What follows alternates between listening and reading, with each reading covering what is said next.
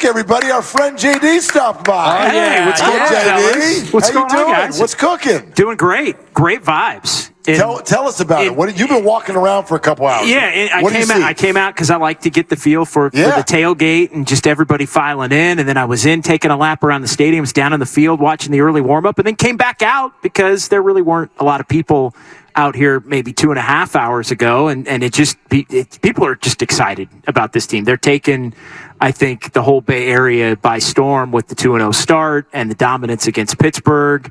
And really a team that I think, everybody thought Super Bowl aspirations, and to this point, I think they've backed it up. And this is going to be one of the teams here in Week 3 that get their final home opener in the third week. So fans have been waiting for their team to play here for the first time since the playoffs back in January, and so it's just a hell of a vibe right now. Plus, the night game vibe, I think, always adds an element. Even Thursday night football, as much as we all may hate it in some form, right?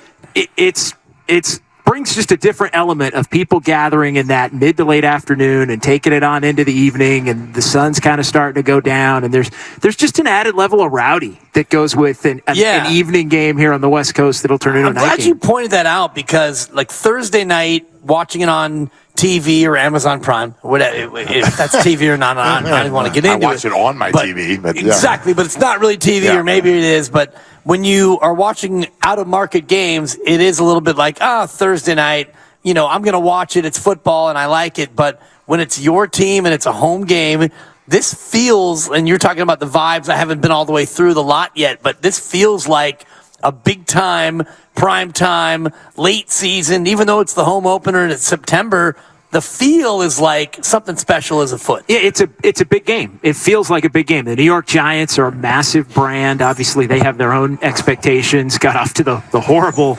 game-and-a-half start against Dallas and Arizona, but they fixed things in the second half against the Cardinals to come in here 1-1, and so it should be a good one. I know Daniel Jones, a mobile running quarterback. I mean, that's something that has been 49er kryptonite a little bit.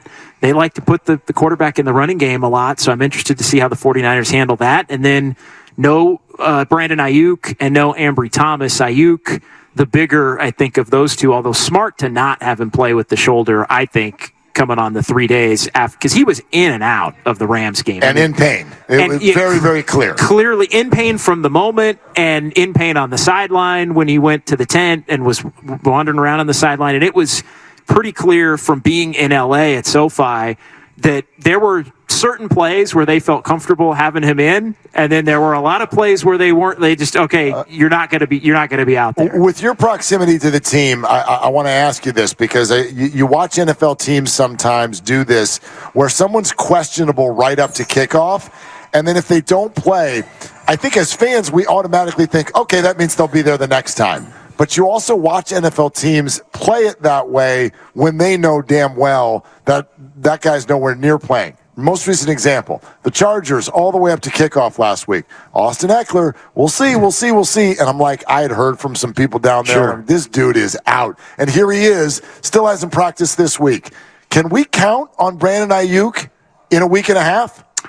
I would say no at this point. Okay. Yeah, I would say no at this point. Although, again, the ability for him to go back in and play a percentage of the plays, I thought was a good sign toward him having the ability to maybe do the same tonight.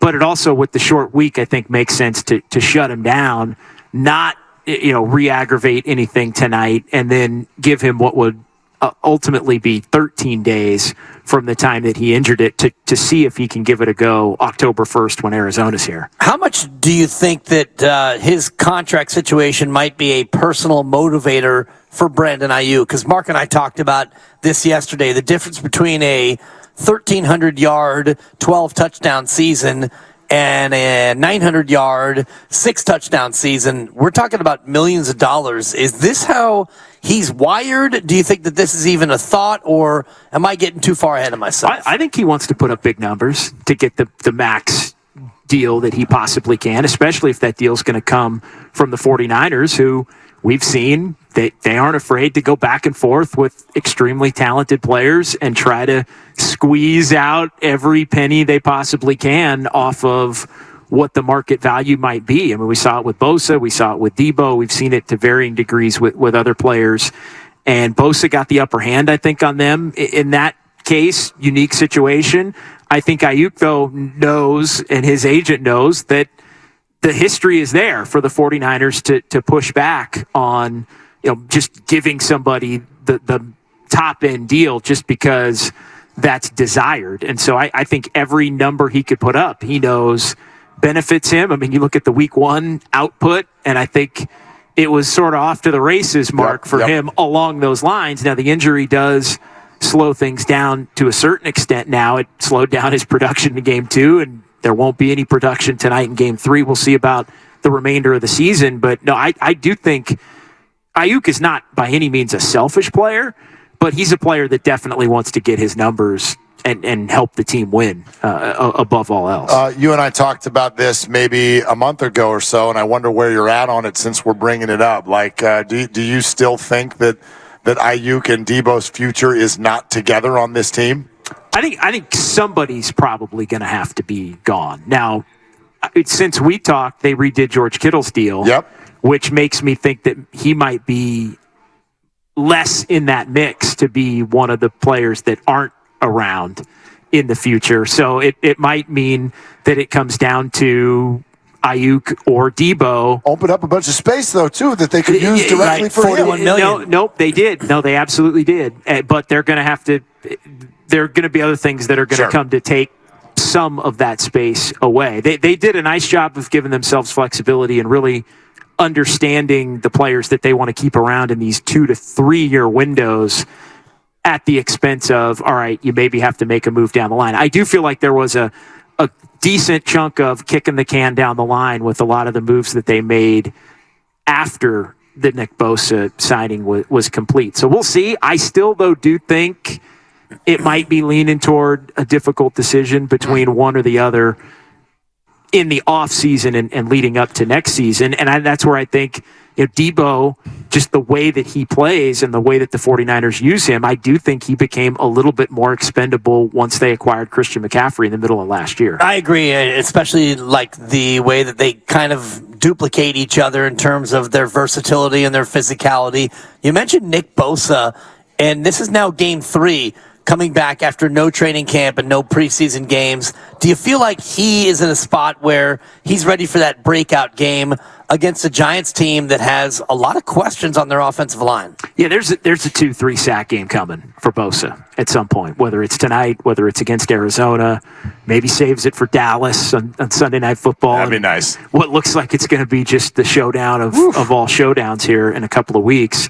But no, I thought he made major strides from week 1 to week 2, just in terms of looking comfortable. I think there were a lot more if you go watch the game back, which I'm sure you guys did 4, 5, 10, Mark, probably 12 times. Usually between 8 and 12. I mean, I haven't slept in 3 weeks. Anyway, go ahead. But no, I mean, he was wreaking more havoc against the Rams than the stat sheet would tell you, and even that the initial watch would tell you. I mean, I'll tell you, even from being in the building, I mean, there were times where, is he in? Yeah, he's in. Okay, that was especially in the second half. It seemed like there was a little more Nick Bosa imprint on the game, which helped, along with some of the blitzing that the 49ers did, helped them get the Rams off schedule. Things wasn't as much space to complete the easy throw. Stafford had to move a step here, a step there.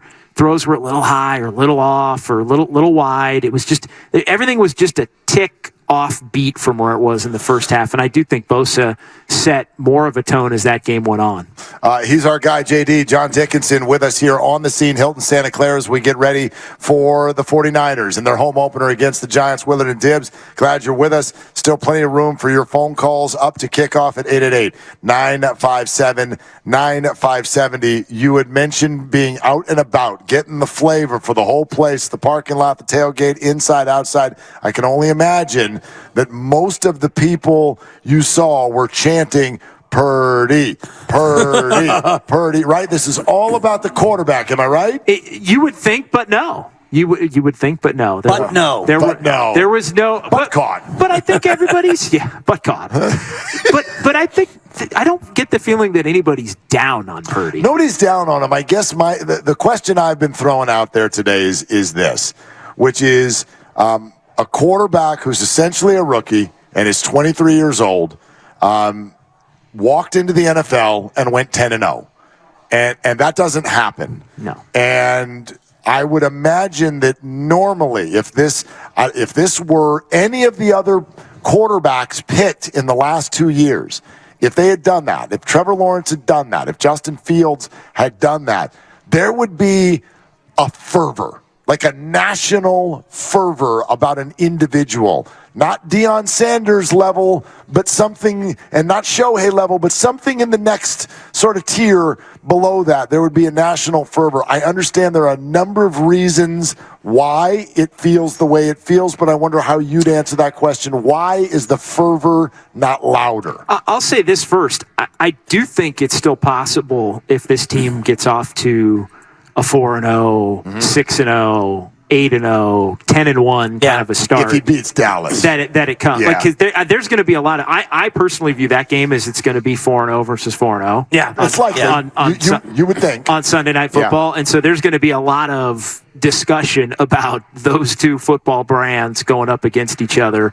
And so I think that would be the moment where you win that game and then you're, 15-0 at that point or whatever it is. I've lost track of what the numbers are. But I do think there's still time for that to build, especially given the fact that he was Mr. Irrelevant. Like, I think there is something untapped in the national scene from Mr. Irrelevant might win a Super Bowl. I know it was just starting to get discussed as the Niners were getting toward the NFC Championship game, but then I feel like it was snuffed out before it really caught on because he was out of that game specifically so quickly. I think that was almost the talking point maybe of that day. Yep. It was coming because that win would have put them in the Super Bowl. But from a 49er fan standpoint, I just get the impression that there are so many really good and great players on this team that they're just not like, they think he's good enough, but they also still need to see it. They also still need to see it because if Jimmy Garoppolo looked like he was more than good enough, and then we found out maybe he wasn't quite good enough. And so I think the 49er fans are a little they're optimistic, but maybe they're a little bit cautiously optimistic. I will say this, from last week to this week, I thought Purdy played solid in LA but it was also kind of a Jimmy game. On it, like it was kind of he didn't throw a pick. There was no bad pick. Red zone pick that made everybody lose their minds. No, but the numbers were solid, and he missed some throws, made enough plays to where the game wasn't in doubt at the end, but left you, if you do want to go down the rabbit hole, it left you wondering, well, that wasn't elite, and not every elite quarterback is elite every week. Exactly. But you could look at him and say, well, that wasn't elite. Like, that wasn't the quarterback that is going to win a Super Bowl for you. So I think there might even be a little pumping of the brakes just from week 1 to week 2. Yeah. All it takes, though, is one, 3 first-half touchdown performance. Right. And a win tonight and a couple more wins, though. And I think the floodgates open on the Brock Purdy story. And I think you're right in terms of Dallas. If they're both 4-0 and it's, Brock Purdy and the national spotlight goes on Brock Purdy and they win that game, now it becomes something that Mark's talking about. But it is interesting that the hype train has been a little bit slowed. It's been a little bit delayed in terms of where it probably should be. Looking at this game tonight, JD, and Mark and I talked about it yesterday, and we've been asking callers, how do the Giants win this game? What happens to where the Giants are able to actually come here and win as double-digit dogs? Yeah, to me, the first thing would have to be the 49ers turn the ball over three times. A couple of times. Yeah, I was going to say more than one, probably 2 minimum. Okay. And then to me, it's Daniel Jones' ability to be live in the run game. It's zone read. Obviously, not having Saquon Barkley's huge. I mean, he is everything great, really, about their offense. It's kind of runs through him. But to me, it's the 49ers. Go through mobile quarterbacks even last year, mobile quarterbacks were their losses and there are a million other reasons attached to it, but from Justin Fields to Marcus Mariota to Jalen Hurts in the championship game, to Russell Wilson, who wasn't all that mobile, but mobile enough in a key drive in Denver early last year to beat them. And then, of course, Pat Mahomes, who's not quite as mobile as I think people give him credit for being, but he's obviously one of the great quarterbacks of all time. But all of their losses last year were to the mobile guys, plus Mahomes, if you want to put him in another category. You know, when I look at this game tonight, one of the reasons I'm so confident, it goes past the whole, like, the 49ers are better than the Giants thing. They are, though. They are. But let's go deeper. Is this breaking? When you have another NFL team coming to town, or if you're going to their town, no matter how good or bad they are, there's usually 1 to 3 players where you're like, that dude scares me. Right. You went to play the Rams last week as a big favorite, but you're like, Aaron Donald. Like, this guy can wreck things, right? If Cooper Kupp had been on the team, he's changed his name to Puka Nacua, but whatever, right? Like, when I look at the New York Giants, especially with Saquon out, I'm trying to find someone on this team who scares the 49ers. Yeah, where's the firepower? Give me a name. Yeah, no, on either side of the ball. There really isn't. There really isn't. It's just, I mean, to me, the only thing that I've circled is Daniel Jones' ability to run and Dayball's ability to scheme up open plays off of the threat of him taking off running, which is something that against prior iterations of this 49ers defense, we'll see how Steve Wilks handles it, had been problematic for the Niners. And you know, the other part of this is the end of a week-long trip for the Giants too. I mean, they came out to Arizona Friday. I mean, so this is basically the 7th day of a 7-day trip. They practiced in Arizona in the in between before coming up here, and so I mean, this is I think. They didn't, play an Eastern game and then fly out here on 3 days, but they've been out here for a week, which is something that I think is unusual in that second game. You might wonder, especially with how much it took for them to come back in Arizona and win. I think that takes a lot out of you in the second half. No doubt. And to me, you're even more depleted coming into this one on the short week, being away from home. So I think that adds to the I like the Niners component for me. Willard and Dibs getting ready for the home opener, hanging with JD, and I'm late on this, so let me throw it in. It is now your chance to win tickets to see Adam Sandler at SAP Center on October 28th. Do not call our regular line. That's where we scream about Brock Purdy. But on the contest line, which is 415-951-2386, 415-951-2386. One more time. Call now. Caller 3, 415-951-2386. Caller 3 is our winner. And remember, if you don't win today, you got another chance to win tomorrow. Every day this week, we've got a pair of tickets to see Adam Sandler at SAP Center. Thanks to Live Nation. We're also presented by Fremont Bank, full service banking, no compromises. I want to ask you what I asked Larry about Brock Purdy and the deep ball, because he missed on 3 last week. What's your level of concern in terms of his ability to make those connections, especially when it comes to guys as open as Deebo Samuel was? I think he'll make the adjustment. I took it as less of a problem that those were overthrows as opposed to underthrows or inaccurate throws, maybe side to side. Like, to me, it was, all right, it was there. He's just got to take a little bit off.